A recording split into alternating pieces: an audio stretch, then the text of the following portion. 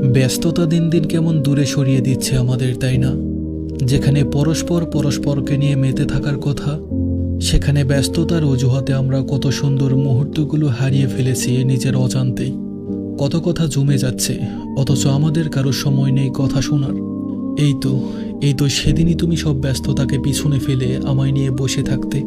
সময় চলে যেতে চোখের পলকে, কিন্তু এখন ব্যস্ততার কারণে সব কিছু ভুলে দিব্যি আমরা যে যার মতো দিন কাটিয়ে দিচ্ছি।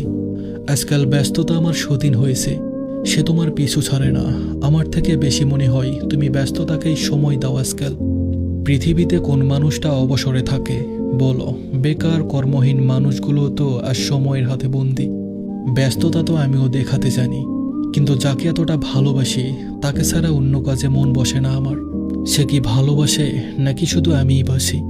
তবে তোমার বেলায় নিজের ব্যস্ততাকে কি করে এড়িয়ে যাই বলো? একদিন এই ব্যস্ততার কাছেই তোমাকে সমর্পণ করে দিব।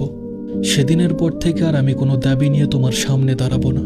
ব্যস্ততার কারণে যে দূরত্ব তুমি বাড়ালে, এই ব্যস্ততাই যেন তোমার চিরসঙ্গী হয়।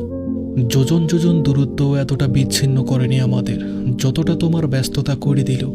হয়তো এই ব্যস্ততার কারণেই একদিন দুজন নীরব হয়ে যাব, তারপর বিচ্ছিন্ন হয়ে যাব যে যার মতো। সত্যি একটা কথা কি জানো? সম্পর্ক পুরনো হলেই এক পক্ষের ব্যস্ততা বেড়ে যায়, অনাগ্রহ বেড়ে যায়।